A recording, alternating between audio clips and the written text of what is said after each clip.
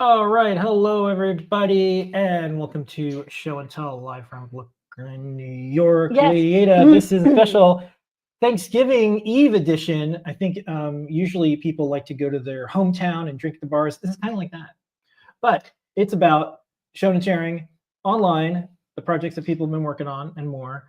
So let's start off with Scott. Hey, Scott. Scott, Hello. happy holiday in advance, and we're very thankful we get to Thank get you. together and work with you. What do you got this week? Oh, I'm back from paternity leave, as you know. I'm a little sleep deprived, and every day feels pretty much the same. So tomorrow being Thanksgiving is going to be weird. What I worked on this week is I got caught up on my email because I was out 4 weeks after my second kid was born, and TAC in the meantime had added ESP32P4 support to TinyUSB. So I got that working, and I managed to get it working today. So what you're seeing here is you're seeing the serial output from the high-speed USB of the ESP32P4. The P4 is like a 320 megahertz dual RISC-V core. It has no radio in the chip itself, but it also has a ton of built-in PSRAM. So the thing that I was going to try that I haven't tried yet is I was going to see what GCMemFree shows. And maybe it'll crash, maybe it'll show me how much memory we've got. Gobs. Gobs and gobs. You're muted, by the way, Lamora. Info. Yeah, Sorry. Lamora's coughing, so I Yeah.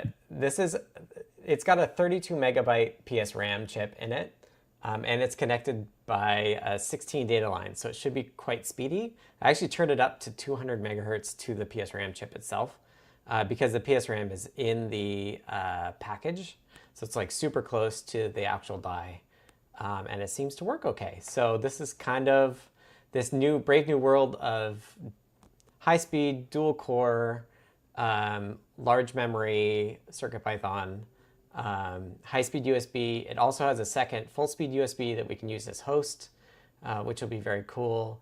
And it also has DSI support for larger displays. So this is kind of the future. Yeah. And we've got some other ideas about how to better support these things that I'm going to take a look at next week. And hopefully deep dive next week, just once before the holidays. All right, we'll be back for some deep diving. Briefly. Okay. And then I'll be back in January for a few months before I go on leave again. As you know. All righty. And if folks want to kind of keep up with the latest and greatest, can they get nightly builds? Can they get previews? Where can they get some of this? Yeah, so the P4 support is checked into the main CircuitPython repo. I just made a pull request for USB, so you can take a look at that pull request if you want to try it on the P4 with USB. Or you can wait till that's merged in, and then it'll go into the absolute newest. So if you just go circuitpython.org/downloads, you should be able to find the P4s at this point, because they've been in for a little while. Okay, cool. And have a good Thanksgiving and all that. Thanks, you too. And congrats on the latest kiddo, once again. Thank you. Yeah, it's newborn phase, not a lot of sleep. I remember that. Okay. Okay, next. Tipler, what you got going on? Hello. So I'm going to talk about floppies again. So the last couple of weeks, I've been talking about things I've been doing in Arduino. And today I want to talk about a program I did in CircuitPython. This is kind of a standalone floppy archiver for DOS floppies. I've got the USB plugged in right now, but this literally works without the USB, just with power in the power jack. So I'm going to stick in this floppy here and hit a button.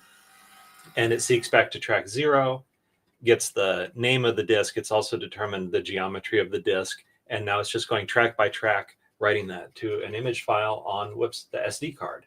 So this is great for a first pass of archiving all of your old DOS floppies.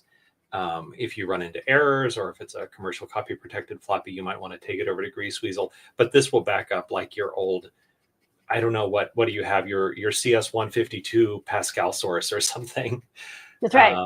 Kind of thing. So yeah, and this allowed me to check out that the screen is working, that these buttons which go through the IO expander are working. I think we did the SD card before, but basically it also completes getting CircuitPython running on the latest revision of the board, and also I think checking out all of the hardware. So Yes.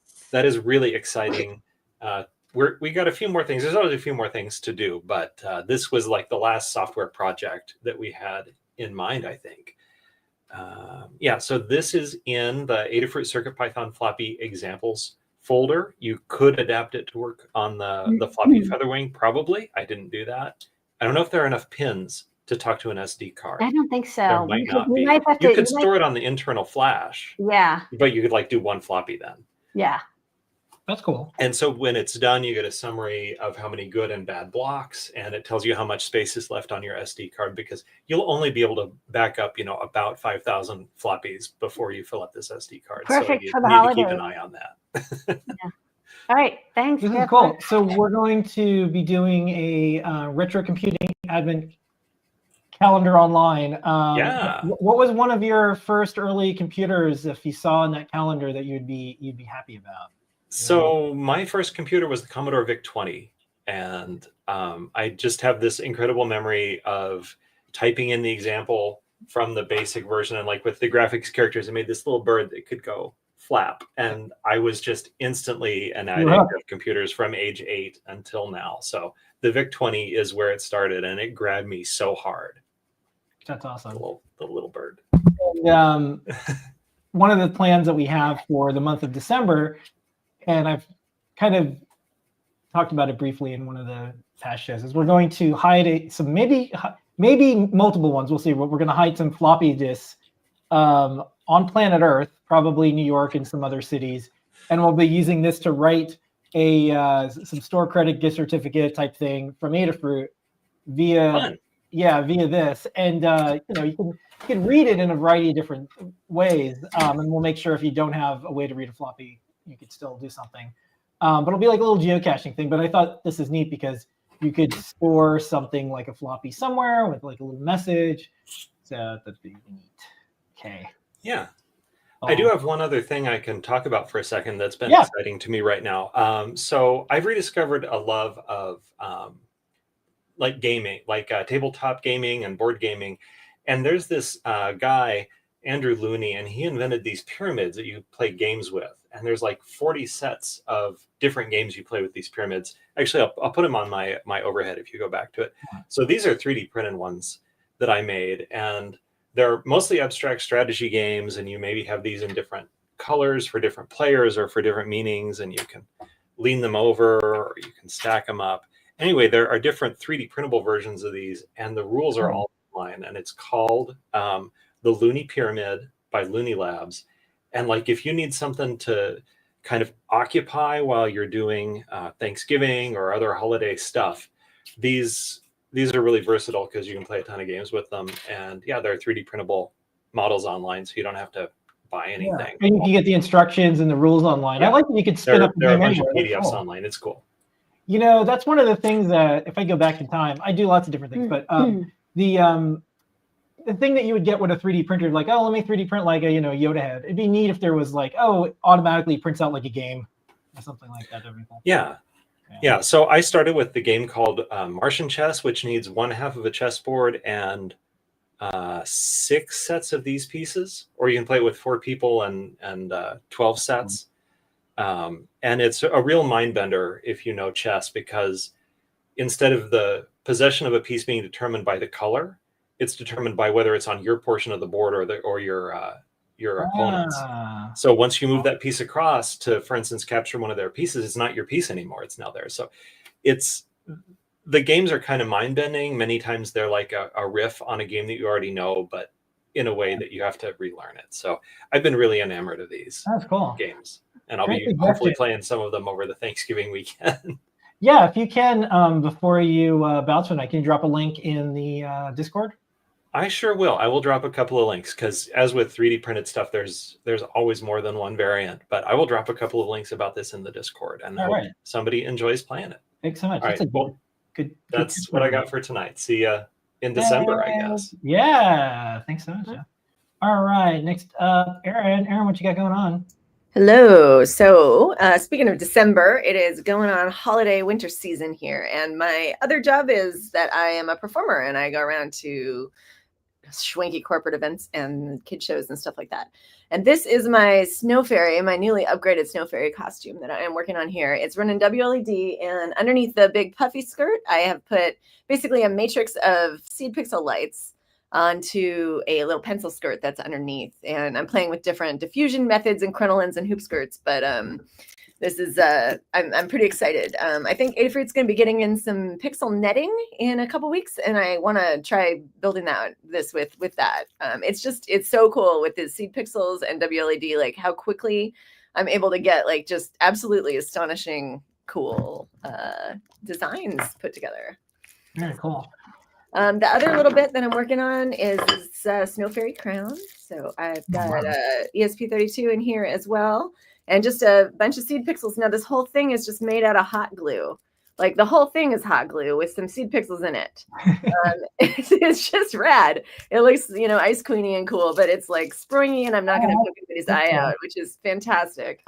So I've been having a lot of fun making icicles. My boyfriend is much better at icicles than I am. His are amazing, and mine are funky looking, but, by the end, you start to get good at it. But yeah, this one's fun. I'm gonna see if I can get it syncing up to the skirt and get the whole Snow Fairy vibe just going with this thing.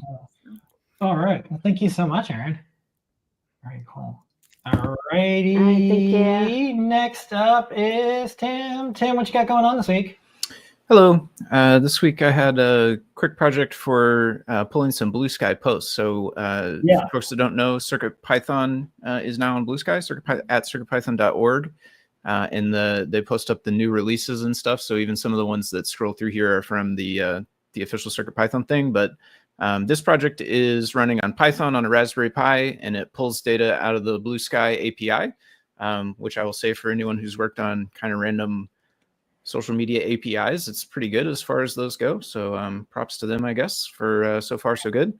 But it will just pull posts out of there. You can set it to a feed. If you have a feed that you like there's a retro computing one that I was watching scroll by a little while ago that's got some really cool stuff in it, like some of the computers you were talking about earlier.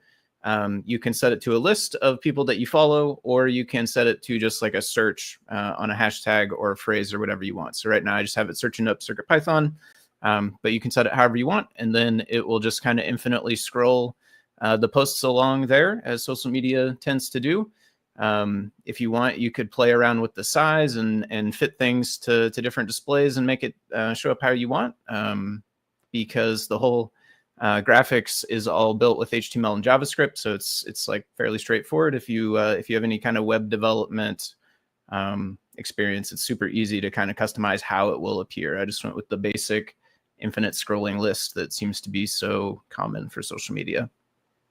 Okay, looks great. Yeah, this is fun. So Blue Sky is, yet another social network. It's a fun new toy for everyone. They have ways to interact with the data. That's I'd say for people who remember when Twitter first launched, you could do lots of neat and interesting things, and then over time it all went away. So enjoy it while you can, folks, because eventually, like all other social networks, it'll be terrible and you'll hate it. But until then, this is the fun part. So play around with the APIs. This is neat because you can just have a display. And there's some people playing with these like API toys. When I was emailing with Tim and I was showing them more of this, there's like one where you can like go through, it's the fire hose, and like you can go in 3D, and there's one that looks like the Matrix, all sorts of neat stuff. But this is nice because you can have specific ones with your interests go by, which is like, if you like electronics, I think there's like PCB photos, there's electronics, there's retro computing. That's kind of neat because you could just like glance over and just be like, oh, neat, there's like someone's cool project. Yeah. So I would say if someone makes this, make sure it's something that you like and like to look at. Yeah, definitely. Yeah. All right. Okay. Thank you so much, Tim. Cool project. For sure. Thanks. Thank you. All righty. Next up, we're going to go to Brandon. Hello. Oops. Wait. Sorry. Okay, Brandon. There we go. Thank you. Yeah, sorry about that. What you got going on? Thanks. Real quick. So it's actually kind of funny. I think Lady A and I have gone back and forth. I use the open source ISP programming software, when I created my original programmer for doing, I guess it was 18 mega 328s. And then I started using the chips that needed UDPI, and I wrote some code, and Lady Ada was able to pick that up. Well, now I'm back again. And so I You've not learned your lesson. no. Well, actually, I have. I've learned that you have a lot of open source stuff that is wonderful for me to start from. So Use it. That's what it's for. this past year, I've been doing a lot of RP 2040 projects for myself and for other people, and I'm getting back into using the SAMD21, which is this little guy right here. And so I needed a programmer that could do more than what this little guy could do. And so I initially created this. This should look really familiar. But then I ran into problems that I wanted more buttons, and I wanted some other stuff, and I wanted a display. And so, that kind of thing happened. So I created this, and this is what I call my PortaProg XL, which is architecturally, it's very similar to your tester brains. The big difference is I needed battery power, because I use this over on my bench when I'm assembling boards and I want to do them testing real quick. And I want to be able to support multiple project files in it. So this uses a little, what is it, a PS2 1000, thumbstick. Yeah. And I learned a lot. This was overkill. I wrote an entire scripting language in this, and I didn't need to do that.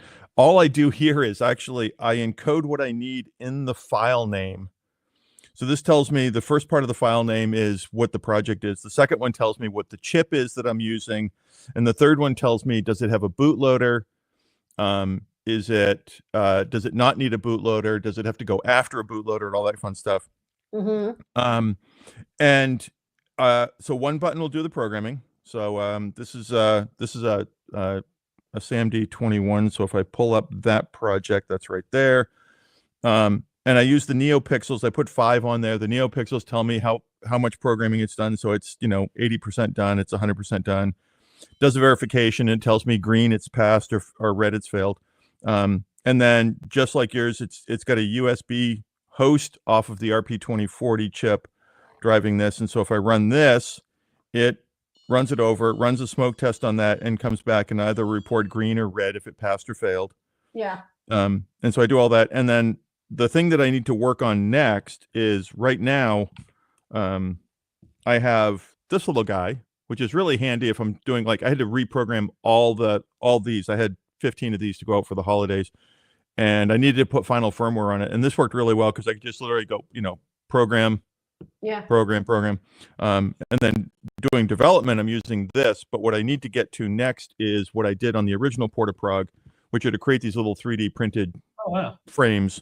Yeah. And I'll be doing that. But this is actually, so this is the PortaProg. This is the XL. So it's very much the same as what you had as far as your layout. It's got a buzzer. I went with what is it? The 172 by 320 little display right here. Yeah. And that works out pretty well. I did put the UART switch on it, though I've never needed it so far. Stemma QT, SD card. And then up, I need a big red button. Everybody needs a big red. Got to have a big red button. This is great. You should totally put this on Tindy or something. I'm sure people would love it. Yeah. Battery power on the back, same breakouts you have. And then I cheated. I got to the point of going, I don't want to go and design another piece. So I literally used the little Adafruit boost converter to get my 5 volts from my LiPo to get 5 volts to go back for this guy. I mean, for this one here. I did. This one does have a bodge on it. You can't have a first prototype without a bodge on it. Right. But I now have 3 PortaProgs that I can use. And I want to say thank you very much. I appreciate you guys publishing all your stuff. You're welcome. I wouldn't have gotten even close to this if I hadn't had it. This is it's to save everybody time. I was like, I have to design a tester for every board, and so I've got I figured out. I was just like, I'm sick of doing Raspberry Pis. I know the fastest way to program chips, and this is how to do it. And it's like making it one. And no big one ever blob. shares this. Like behind the scenes, like everyone has to make testers, and it's the dark arts that it's hidden. It's like even if you're doing open source, a lot of times how to program the open source boards isn't open. So. Yeah, no, this tester has worked out really well. I've been able to do testing. I've been able to do flashing of a bunch of chips. Right on. And it can do, just like yours, it can do the, it can do an upload of a UF2 file, or it can do SWD DAP for the SAMD 21 and 51 chips. And so it's going to be my new bench buddy for a while. Yeah. Right on. Okay, we'll keep coming back and showing your progress. And if you want us to write about it, drop us a line and we'll get the word out. Okay. Thanks. Appreciate it.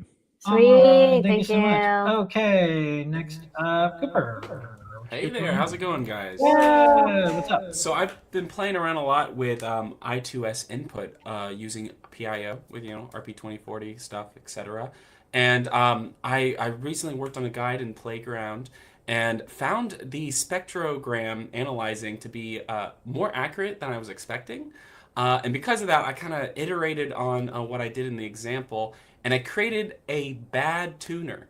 Okay. I'm not sure if y'all are familiar with guitar tuning and so on, but you're pretty much taking your set known notes and you're reading your signal from the input and you're comparing against what it should be, etc. And I just thought it was interesting that it was capable of doing this, without any C coding or anything. It's all in Python and using NumPy and so on. And it's going crazy just because I'm talking and so on. Okay. But I found it to be very precise, but not very accurate. So I have calibration, but I just thought it was a fun project.